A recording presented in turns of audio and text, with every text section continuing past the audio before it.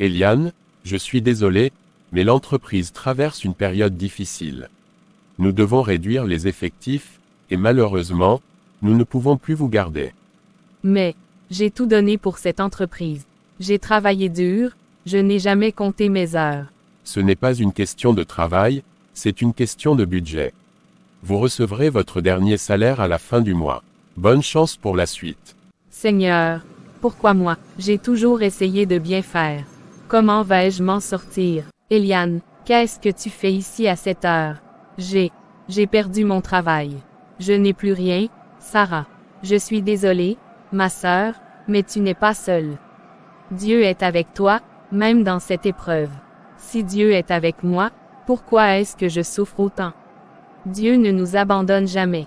Parfois, il permet les épreuves pour nous fortifier. Viens chez moi ce soir, tu ne peux pas rester dehors comme ça. Mais, je ne veux pas déranger. Tu ne déranges pas, tu es ma sœur en Christ, et l'amour de Dieu nous enseigne à nous soutenir. Viens, on va prier ensemble. Avant de dormir, j'aimerais prier avec toi. Je ne sais pas quoi dire. Parle à Dieu comme à un ami. Il connaît déjà ton cœur. Eliane, je veux te présenter quelqu'un. Voici Lucie. C'est une femme de prière qui a traversé bien des épreuves, et elle pourra sûrement t'encourager.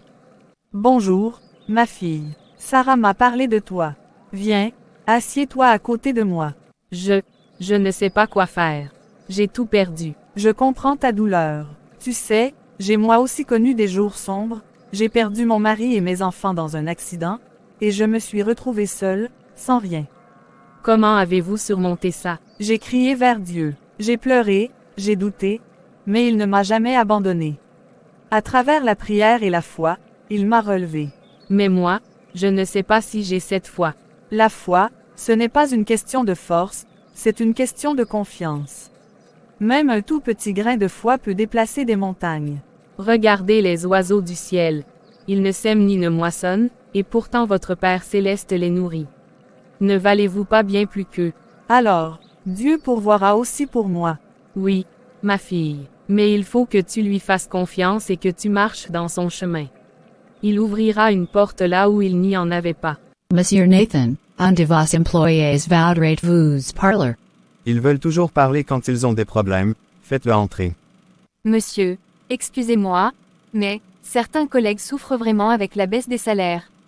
Nous avons des familles à nourrir. Et alors, ce n'est pas mon problème. Si vous n'êtes pas content, trouvez un autre travail. Nous avons tout donné pour cette entreprise. Un petit ajustement pourrait nous aider. Je vous ai donné un travail. C'est déjà bien assez. Si je commence à écouter les plaintes de chacun, où est-ce que ça s'arrête? Vous savez, monsieur, la richesse ne dure pas éternellement. Vous croyez à ces histoires. Tant qu'on est malin et qu'on travaille dur, l'argent continue de couler. C'est la seule règle du monde. Monsieur Nathan, il y a un gros problème. Un investissement a mal tourné. Vous risquez de tout perdre. Quoi? Impossible. Ce n'est pas possible. Pas moi. S'il vous plaît, monsieur, j'ai faim. Pourriez-vous m'aider? Aider. Pourquoi je devrais te donner mon argent? Tu crois que l'argent pousse sur les arbres? Je ne demande pas grand-chose, juste un peu de nourriture. Voilà pourquoi tu es là, assis par terre, et moi, je suis là-haut. Parce que moi, j'ai travaillé dur. Si tu es pauvre, c'est sûrement parce que tu es paresseux. Monsieur, la richesse d'un homme ne se mesure pas à ce qu'il possède, mais à ce qu'il donne. Et vous, vieille dame, vous allez me donner une leçon de morale? Vous croyez que donner aux pauvres va changer le monde? Non, mais cela peut changer un cœur.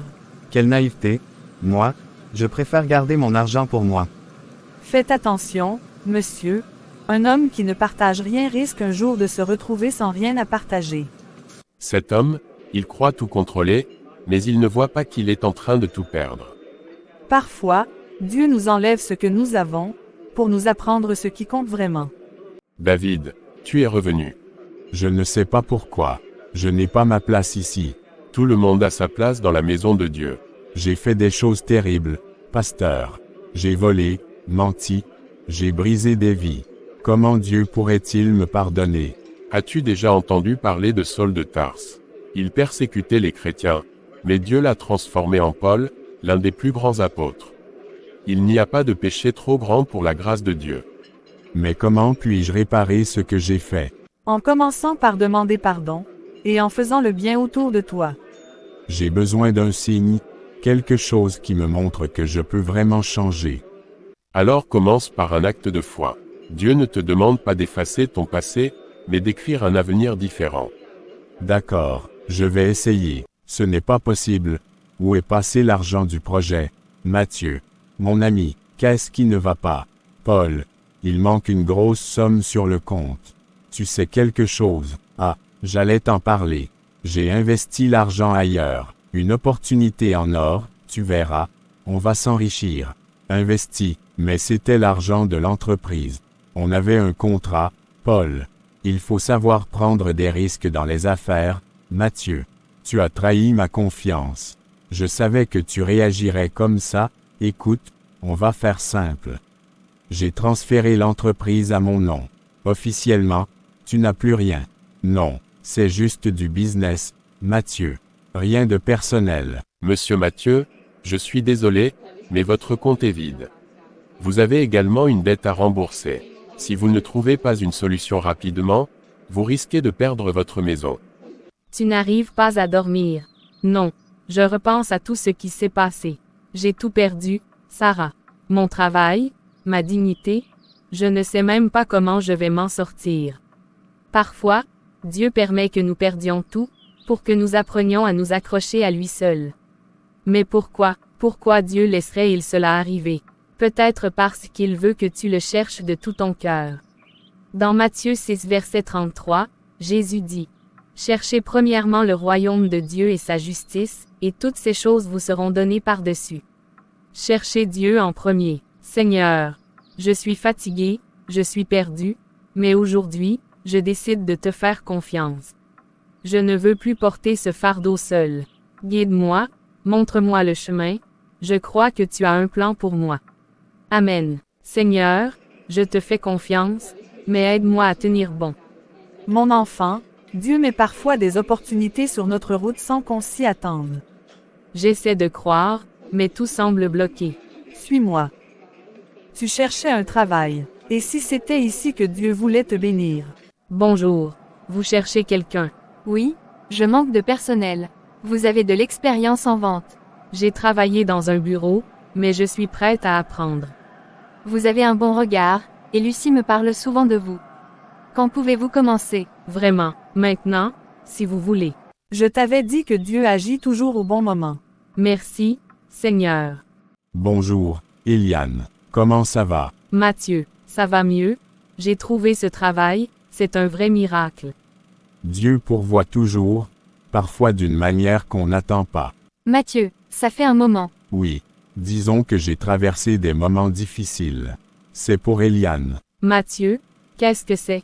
Un petit coup de pouce pour t'aider à te stabiliser. Mais, toi aussi, tu as des problèmes. Je ne peux pas accepter. J'ai appris une chose, donner, même quand on a peu, c'est semer dans le royaume de Dieu. Dieu pourvoira aussi pour moi. Merci, je promets que je rembourserai dès que je pourrai. Vous me rappelez que le monde a encore de bonnes personnes. Lucie, tu devrais aller à l'hôpital. Ne t'en fais pas, mon enfant. Dieu est mon refuge. Tu as besoin de force, Lucie. Bois un peu. Ce qui me réconforte le plus, c'est de savoir que vous êtes là. Nous avons appris que tu étais malade, Lucie. Alors nous sommes venus prier avec toi.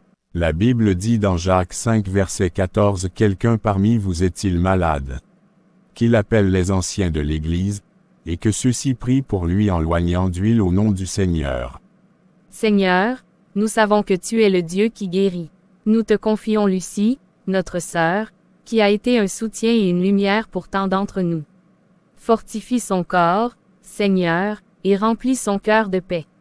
Merci, Seigneur. Je me souviens de toi, tu étais cet homme d'affaires connu en ville. C'était avant, maintenant, je ne suis plus rien. Peut-être que c'est justement maintenant que tu es en train de devenir quelqu'un de vrai. Comment peux-tu dire ça? J'ai tout perdu. Moi aussi, j'ai perdu bien plus que de l'argent. J'ai perdu mon âme. Mais un jour, quelqu'un m'a tendu la main et m'a montré un chemin différent. Prends-le. Merci, que Dieu vous bénisse. Tu viens de découvrir quelque chose de bien plus précieux que l'or. Peut-être que c'est le début d'une nouvelle vie. Il fut un temps où je vivais dans l'ombre. J'étais perdu, aveuglé par la colère et l'égoïsme. J'ai fait des choses dont je ne suis pas fier, et pourtant, Jésus m'a tendu la main. Un jour, alors que je fuyais les conséquences de mes actes, je suis tombé sur un homme qui prêchait dans la rue. Il parlait de grâce, de pardon. Je me suis moqué de lui. Je pensais que Dieu ne pouvait pas aimer quelqu'un comme moi. Mais cet homme m'a regardé droit dans les yeux et m'a dit, « Jésus est venu pour les pécheurs, pas pour les justes. Il t'attend, si tu es prêt à venir à lui. » Cette nuit-là, j'ai pleuré comme un enfant. J'ai crié vers Dieu, et pour la première fois, j'ai senti un amour que je n'avais jamais connu. Il a brisé mes chaînes.